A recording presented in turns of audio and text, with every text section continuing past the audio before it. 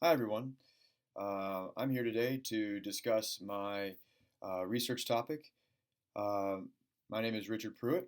I'm currently the Director of Sport Performance here at the University of North Georgia. Uh, that basically includes strength and conditioning, a realm of sports science. I'm also the intern coordinator as well. So I oversee all of our NCAA Division II sports teams, um, and we run sessions throughout the day working with the various athletes that UNG athletic department has. Oversee close to 200 athletes, um, work on their progressions of strength specific to their sport demands, and along with their conditioning demands as well. Also run the sports science of it, which is GPS and heart rate monitors, where we're able to collect data um, and use that for energy or injury prevention. And we also do a little bit of work with the physical therapy department and research in that regard. Internship program will run anywhere from one semester to however many years a specific student or volunteer wishes to stay.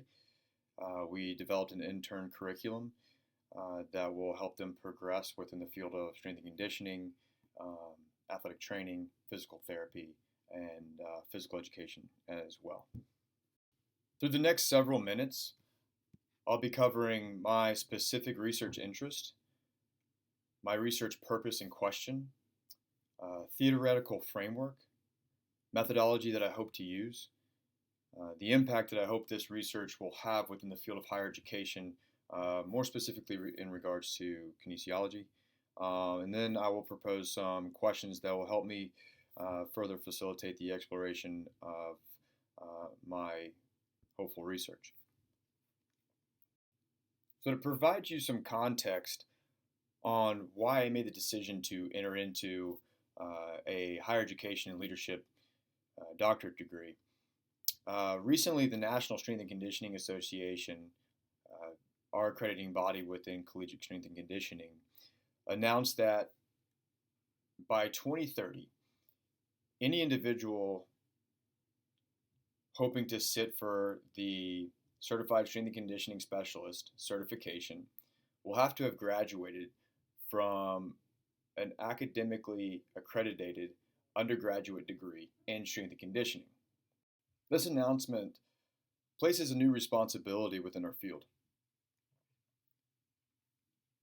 Basically, we are now going to be responsible for developing uh, one, a department, and two, a curriculum that are going to meet the needs to develop qualified undergraduate strength and conditioning coaches that are going to be ready to step into the field. This means developing specific curriculum that addresses the diverse education that strength and conditioning professionals will need in order to be successful in their endeavors. Additionally, I see a possible position that connects kinesiology department and athletics to offer a more diverse and applicable environment to help further these students. My research interest originated from curricula specialization and the effects it has on graduates' employability and professional success. Over the past semester, this idea has maturated into a focused effort within kinesiology. Kinesiology within higher education is growing at a significant rate. Recent reviews have shown kinesiology to be one of the largest and fastest growing fields within higher education. The kinesiology is an umbrella field, housing subdisciplines such as sports medicine, exercise science, health and fitness, and now strength and conditioning. These subdisciplines serve pathways to professions such as physical therapy, athletic training, physical education, and strength and conditioning. Professions such as athletic training, physical therapy, and strength and conditioning are obviously only a handful that fall underneath this umbrella. Due to a growing number of professional opportunities within these subdisciplines and academic requirements for graduate school and professional certifications, the curricula is becoming ever more specialized. Along with the specialization, the field of kinesiology is beginning to lack the development of additional skills vital for professional success and employability. Over the past decade, several sources are reporting a lack of soft skill development within kinesiology undergraduate programs. Many of these reports are looking to these subdiscipline specialized curricula for the possible reason. Before moving forward, though, I want to briefly touch on what exactly soft skills are within this realm of research.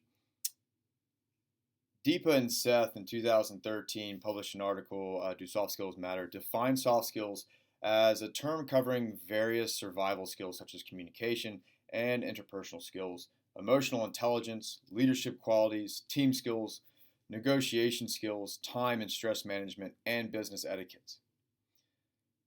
These professions and others under the kinesiology umbrella work with diverse populations. International student athletes population specifically is steadily increasing in the NCAA Division II programs like this one here at UNG. In order for these professionals to work in a setting such as this, cross-cultural soft skills are essential for the professional and student athlete interaction. These professionals must possess such skills in order to develop student athlete buy-in. More specifically, cross-cultural understanding and soft skills are essential for the kinesiology professionals to build cultural capital amongst a diverse population.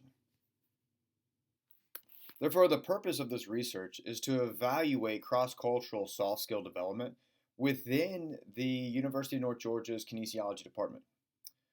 The research question that I'm working with right now is, to what degree are UNG kinesiology alumni experiencing issues in their abilities to develop cultural capital with a diverse clientele?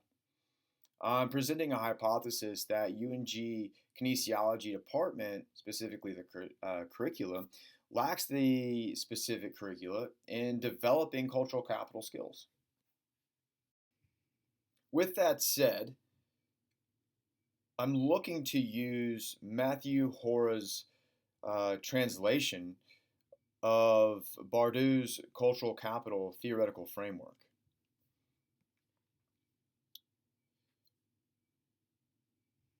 In his presentation, Hora argues for a theoretical shift in the way that we look at soft skills. This theoretical framework explains communication skills are complex. They're culturally driven. They're context-based. They're complicated. They're situationally based. And they're essential skills that can be taught in the classroom or in a non-traditional setting. But they're essential for these professionals to build buy-in with their clientele, to build this relationship based off of trust. That's essential for the success within their profession. The methodology that I'm hoping to use is a qualitative assessment. I'm hoping to interview 5 to 10 UNG kinesiology alumni that graduated between the years of 2018 and 2020. I'm hoping to use a face-to-face or over-the-phone interview utilizing 3 to possibly 5 questions. Examples of these questions are, what specific cultures are you working with? What kind of issues have you experienced when working with diverse cultures? What kind of buy-in do you experience with your diverse population? And upon graduating from UNG Kinesiology's department, at what level did you feel prepared going into the field to work with such a diverse population? And lastly, what changes would you make to the curricula concerning cross-cultural skill development and understanding? Upon completion of these interviews, I would look to collect common themes. Once common themes have been recognized,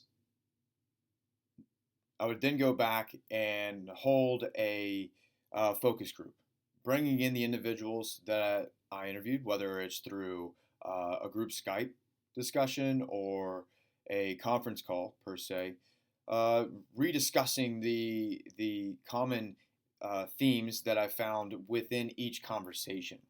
This is to hopefully check the reliability and validity of these questions, making sure that they were correct, that they were discussing or giving answers that they truly believed were accurate.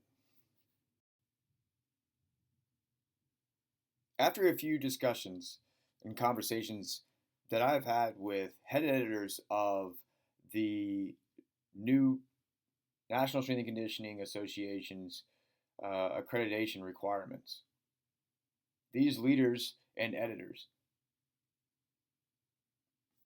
both agreed that there was a common theme specifically regarding the lack of basic communication skills taught within the required curriculum.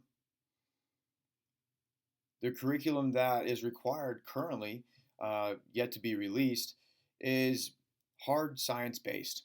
It's covering topics such as exercise physiology, human anatomy, movement analysis and assessment, program development, and so forth. The individuals I've discussed this with agree that this is an issue, that there needs to be specific topics touching on the ability to develop cross-cultural communication skills that are essential for our field. And not only are they essential for our field, they're essential for every field underneath the kinesiology umbrella. And for that matter, several sources have stated that soft skills are essential for employability across the map.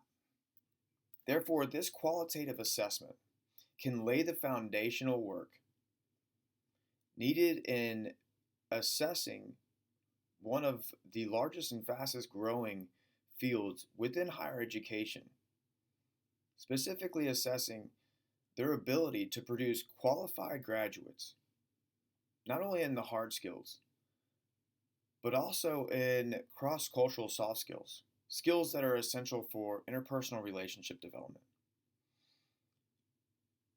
creating buy-in with clientele, and even teamwork. Coming from a hard science background, I started my research interest in trying to manipulate this interest in using a quantitative methodology.